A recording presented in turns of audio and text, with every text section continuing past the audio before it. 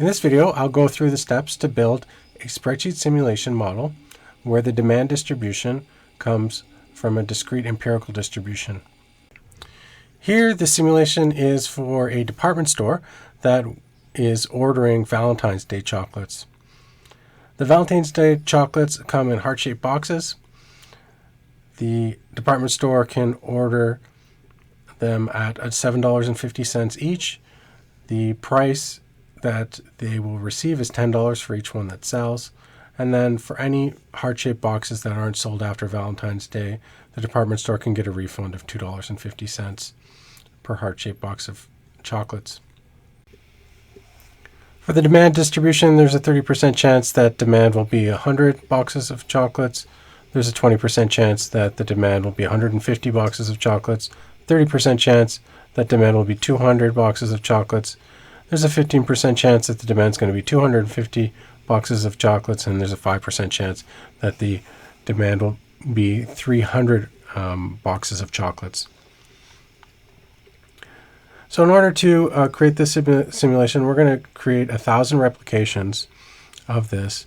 The first step is to work on constructing the cumulative probability.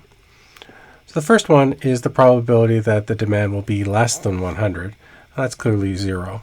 So we start with that. After this, we want to find out what's the probability that the demand is less than 150. So in that case, that's going to be equal to the probability. We can use a formula here, D5 plus F5. So that's the probability that it's less than 100 plus the probability that it's less than 150, which is the probability that it's equal to 100. And so with this formula, we can then copy this formula down to construct the remainder of the cumulative probability distribution. Now these numbers have not updated, and that's because I have the cell calculation set to manual. So to update these values, I just need to recalculate the cells. And here, as you can see, it's updated. So for example, this 0.8 is the probability that the demand is going to be less than 250. That's the probability that it's less than 200.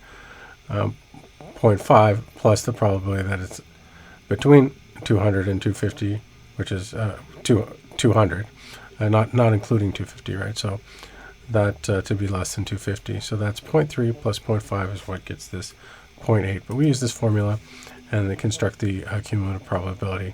This is going to be very important. We're going to use this information to then simulate whether the demand is 100, 150, 200, 250, or 300. So here, let's start our replication number 1, and then we'll have replication 2, and so on. We'll get down all the way. We'll copy this down. We'll copy this down to 1,000.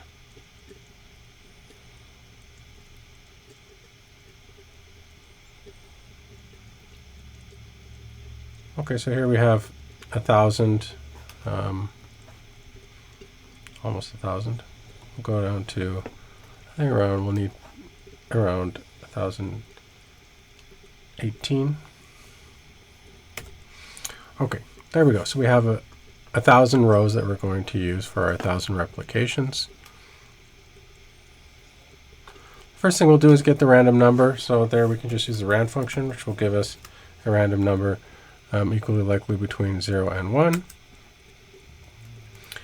And then the most important formula for the simulation perhaps is the demand formula. So we're going to use a VLOOKUP formula together with the rand function that we just have. So this will be VLOOKUP.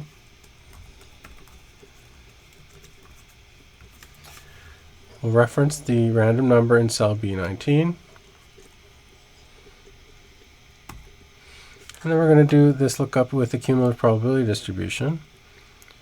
And we'll set this to be an absolute references, so that when we copy this down, we'll consider the same table for our cumulative probability and demand options. And what we're going to do is to select the one that it's going to return, which will be in column 2, which is the demand that we want.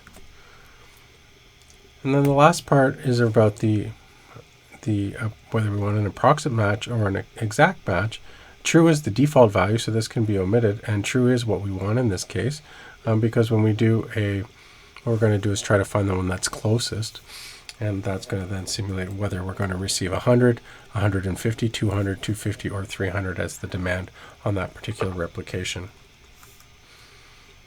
So in this case, you see we got 150, but if I recalculate cells, we might get 250, 200. As you can see, we can get different values, 300. Next, what we'll do is determine the revenue that we're going to receive. Now, the revenue is going to be, of course, a function of the unit price. So we'll use that with an absolute reference. But the revenue that we receive is not only going to be based on the demand or the order quantity. It depends, right? So we could have a situation where the order quantity is less than the demand, or we could have a situation where perhaps the order quantity is more than the demand. So in that case, what we're going to actually receive is the minimum of the two. So we can use the min function times min, and then we'll reference the demand that we have in this particular iteration, C19, so we want a relative reference there. And then that's going to be the minimum of the demand and the order quantity. And that's going to give us our revenue for that case. Next will be the cost. Well, the cost is always the same because we're ordering the same order quantity. So that's just a matter of multiplying the order quantity times the cost.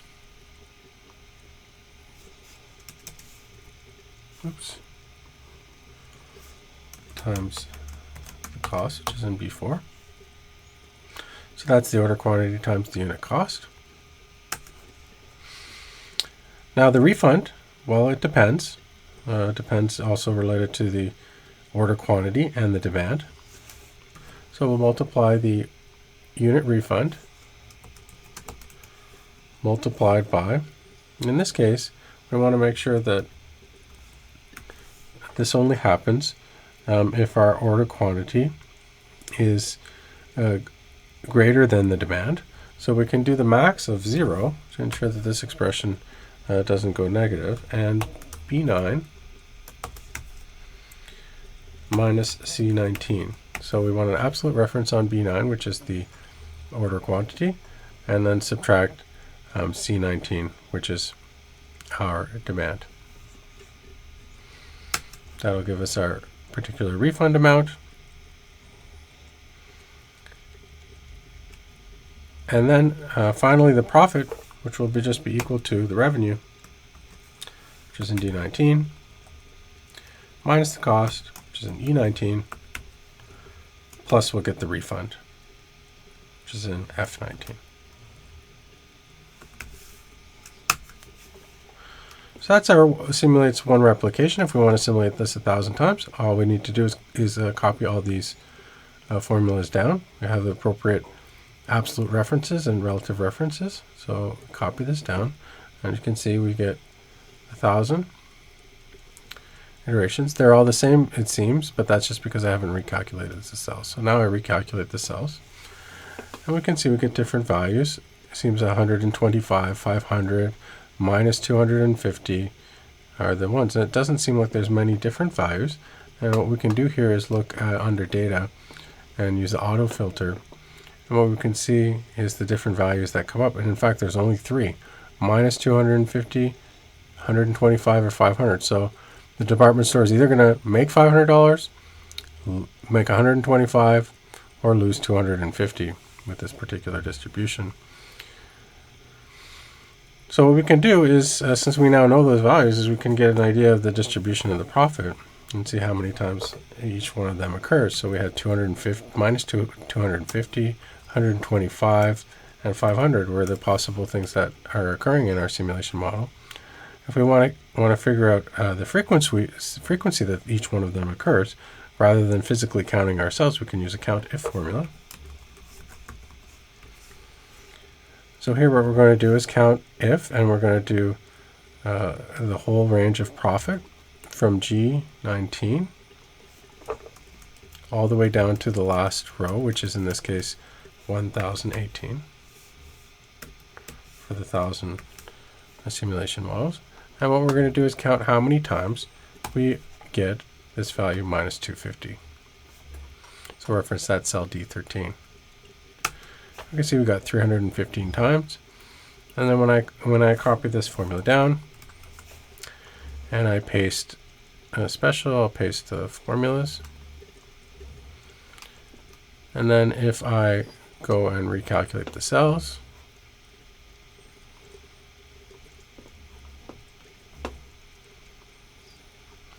see there, 296, 194, and 510.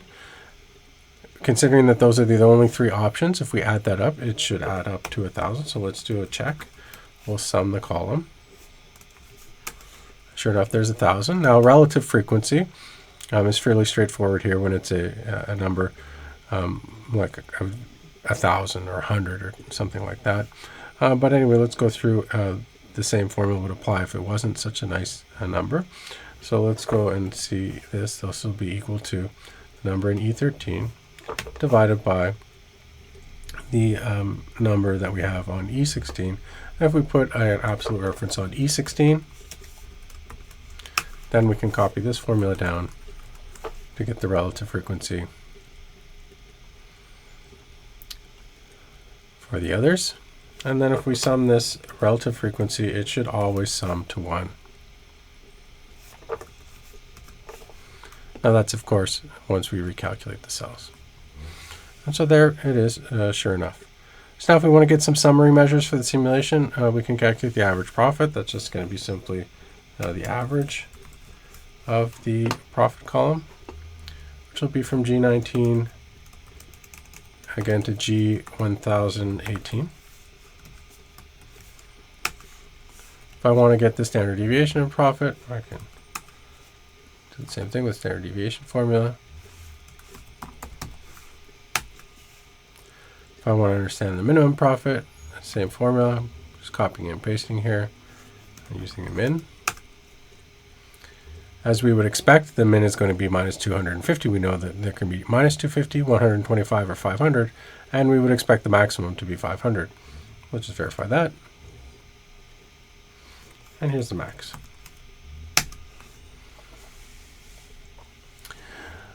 Okay, so there are performance measures for this particular simulation model. In another video, we'll see how the simulation model differs when we use, instead of using an empirical, discrete empirical distribution for the demand distribution, we'll look at if the demand follows a normal distribution. And we'll get to use the norm inf function for that.